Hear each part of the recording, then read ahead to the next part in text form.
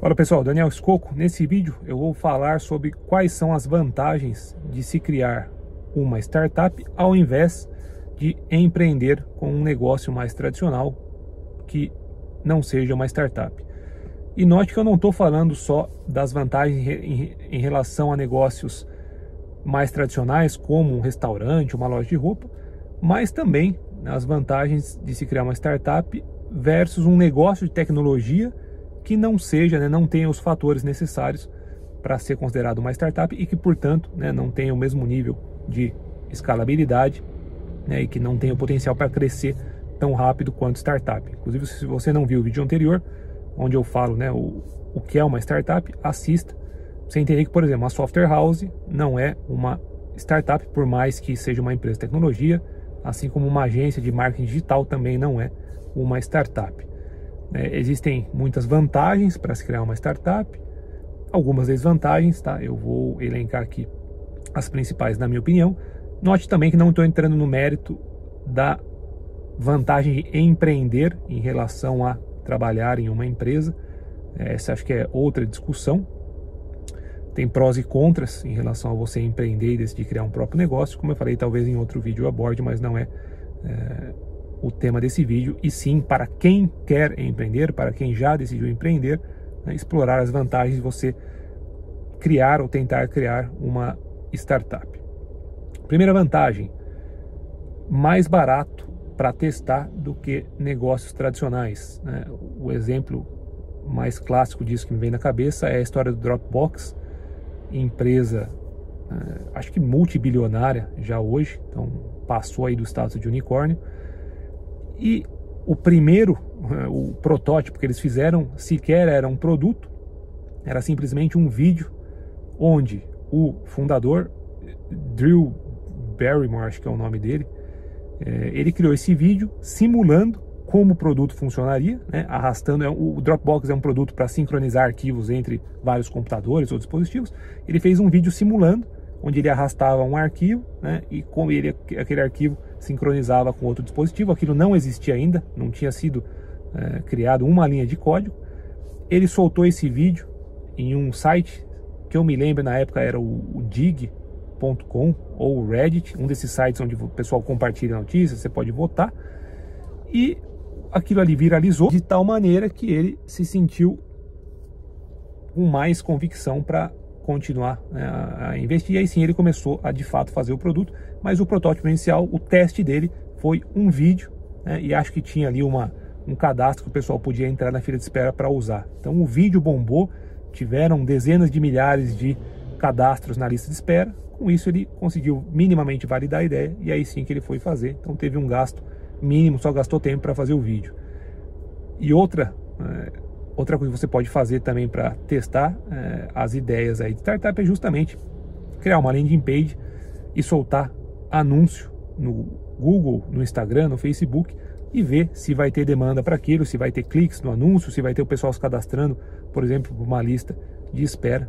Então, você mesmo, e uma landing page você mesmo consegue fazer, existem várias ferramentas que permitem fazer isso, mesmo sem nenhum conhecimento técnico. Então esse é o primeiro ponto, principal vantagem: muito rápido e muito barato para você testar e minimamente validar ideias de startups em relação a negócios mais tradicionais. Segunda vantagem: além de ser muito mais rápido e barato para testar o conceito inicial, também é mais rápido e mais barato para você de fato começar a executar esse protótipo e lançar de fato o produto, colocar na mão dos clientes, porque muitas vezes a gente está falando de software, boa parte, se não a maioria das startups trabalham com software, oferecem software, e o software é algo relativamente barato e rápido para ser implementado, pelo menos a versão inicial desse produto. Então criar a versão inicial de um aplicativo é muito mais barato do que você botar em pé uma padaria, por exemplo, um restaurante. Vamos chutar aqui que talvez com 30, 40 mil reais você consegue fazer um protótipo de um aplicativo mobile ou de um aplicativo web, e para colocar um restaurante em pé, talvez você ia precisar de 400, 500 mil reais. Além disso, eu dei um valor, isso se você tiver que contratar né, alguma pessoa para desenvolver para você. Mas muitas vezes isso sequer é necessário. Então, você pode aprender a programar e você mesmo fazer o protótipo. Existem várias histórias de empreendedores que fizeram isso.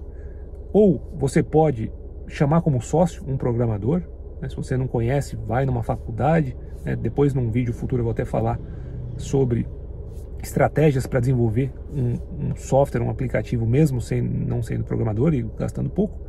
Mas você pode ir atrás de um sócio programador. Você pode usar ferramentas no code, né? Então são ferramentas que, mesmo sem ter o conhecimento técnico, mesmo sem saber programar, você consegue criar um protótipo de um aplicativo mobile, web. Então, com um editor visual, você arrasta ali os bloquinhos, vai conectando, descreve qual que é a lógica, e essa ferramenta cospe fora o software para você.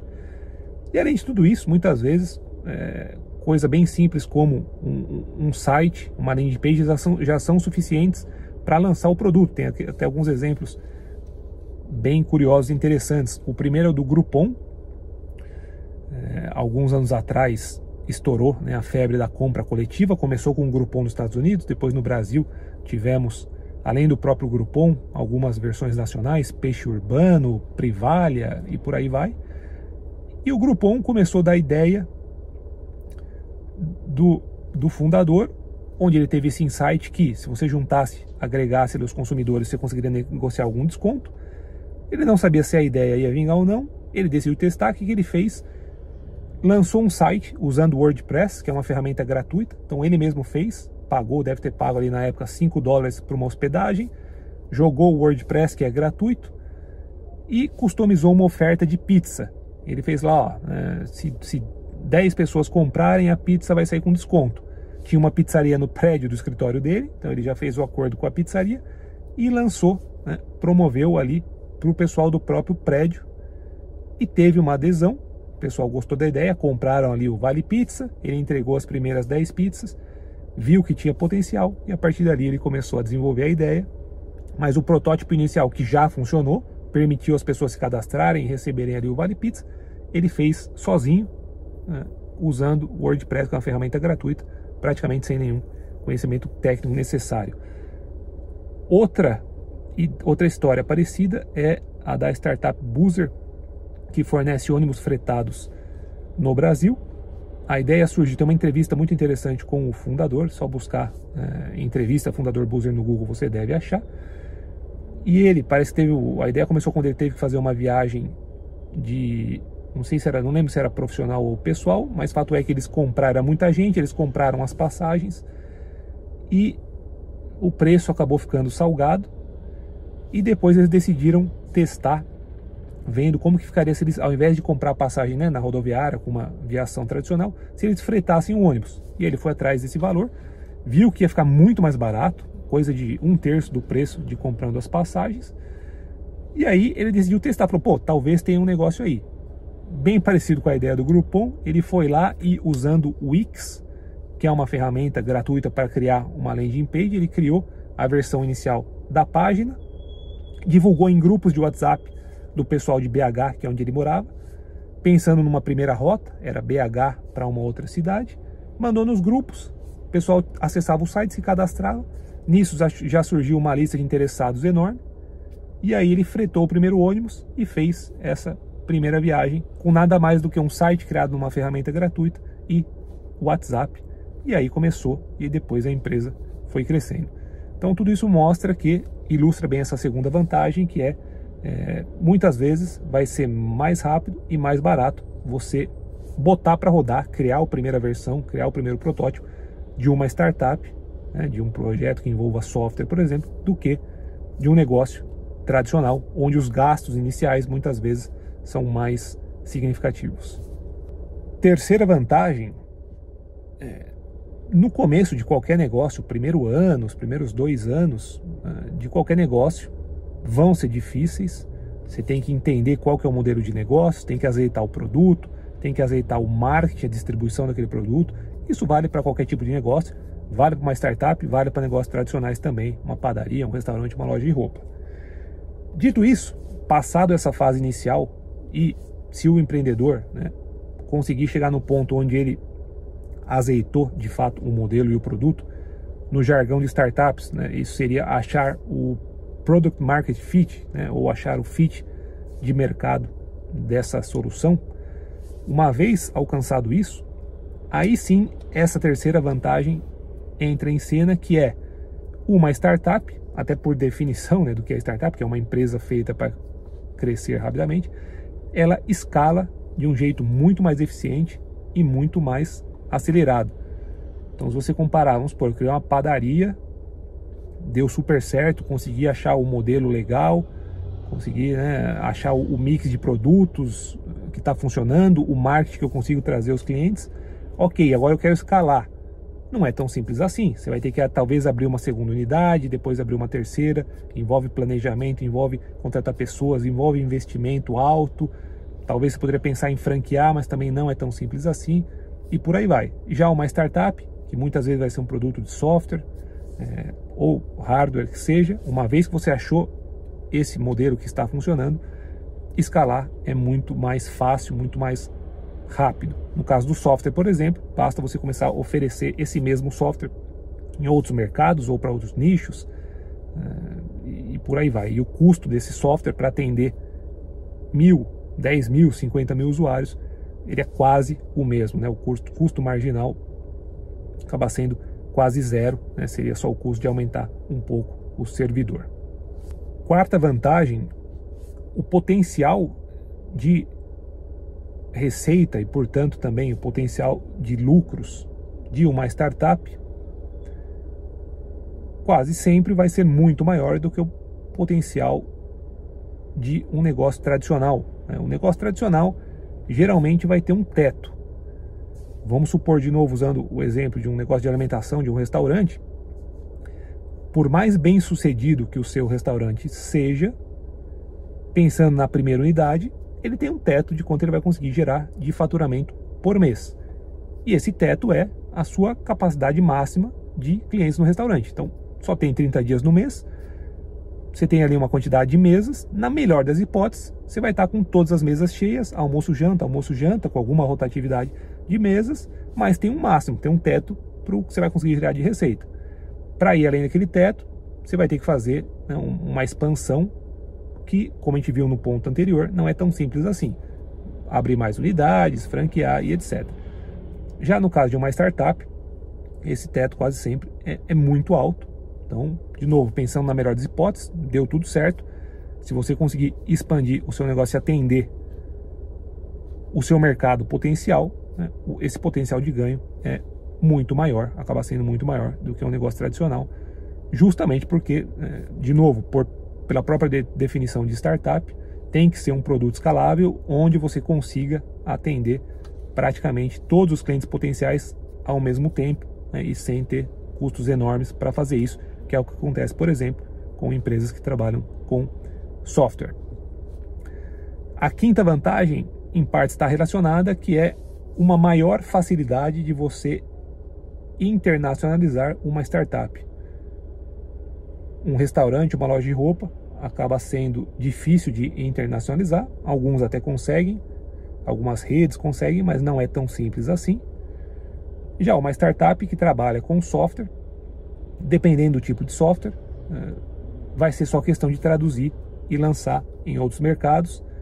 Inclusive, algumas startups, desde o dia zero, já oferecem a sua solução praticamente para o mundo inteiro. Começam com inglês, depois vão traduzindo. E mesmo startups que não trabalham com software puro, não tem um modelo de SaaS, por exemplo, startups de marketplace, como por exemplo o Mercado Livre, que tem um componente local, afinal os compradores e vendedores estão num certo lugar, ou marketplace como o Uber, onde os motoristas e os clientes que vão contratar as corridas estão, né, em lugares físicos, mesmo assim acaba sendo mais fácil de internacionalizar do que negócios tradicionais. Um pouco mais complicado que um SaaS, porque mercado a mercado você vai ter que fomentar a oferta e a demanda. O Uber, por exemplo, cada cidade que ele entrava tinha que fazer um certo nível de publicidade, né, para ativar os motoristas, para ter um mínimo de corrida junto com os clientes e por aí vai. Então tem o seu desafio, mas ainda assim é mais fácil do que você pegar um restaurante, uma loja de roupa e sair tentando montar em outros países. Por fim, sexta e última vantagem, via de regra, uma startup vai precisar de menos colaboradores, menos pessoas trabalhando do que uma empresa tradicional.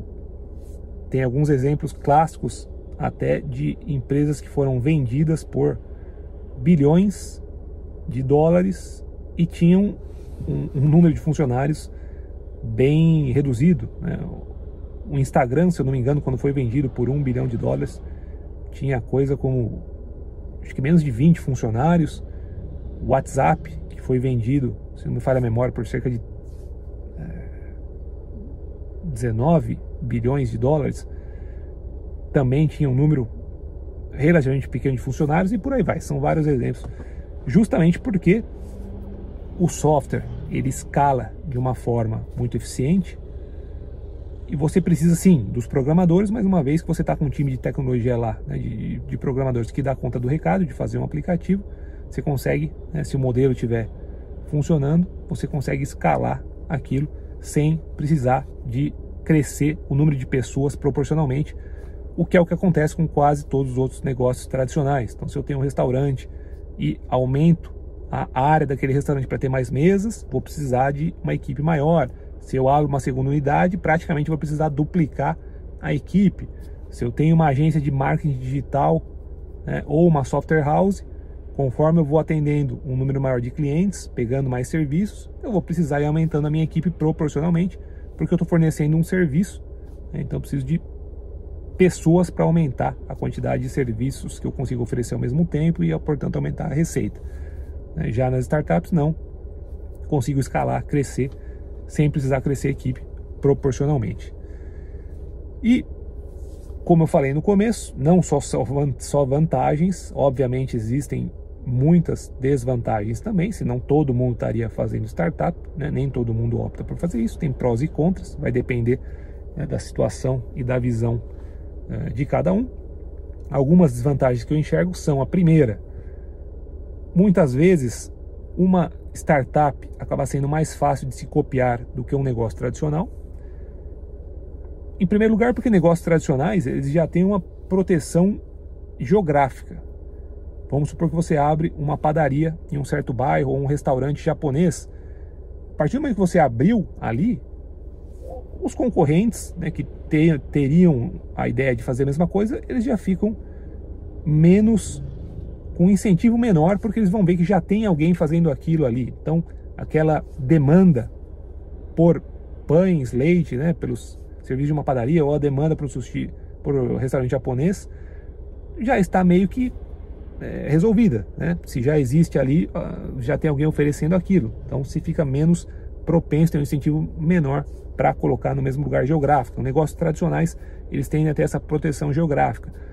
Startups não. E além disso, você copiar um aplicativo é relativamente fácil. Não é à toa que veio primeiro o Uber e depois, na sequência, já veio Lyft e outros, né, parecidos. Praticamente em cada país surgiram também clones desse aplicativo. 99 no Brasil, por mais que, né, era com táxis, não com motoristas pessoa física, mas mesmo assim era um modelo parecido. Então, seria uma desvantagem, né? Você vai estar sujeito a que outras empresas, outras pessoas copiem a sua ideia, e se você não executar tão bem, não for muito eficiente, pode ser que você acabe até perdendo o mercado para um concorrente que simplesmente copiou ou fez algo muito parecido. Segunda desvantagem, eu acho que startups são negócios mais incertos.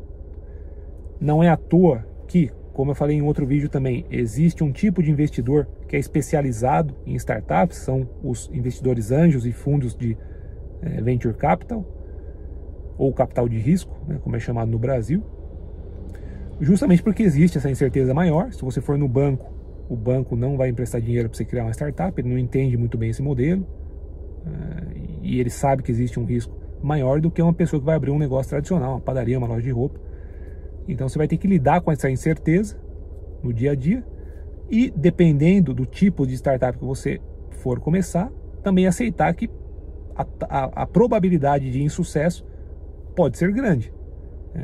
Pode ser que você, dependendo, como eu falei, se for um marketplace ou algo com uma tecnologia muito ambicioso, pode ser que a probabilidade de insucesso seja de 80%, 90%, enquanto que você começar um negócio tradicional, uma padaria, um restaurante, uma loja de roupa, se você fizer uma pesquisa de mercado legal, né, e trabalhar bem, você consegue reduzir essa chance de insucesso de uma maneira maior do que o que você conseguiria fazer com uma startup.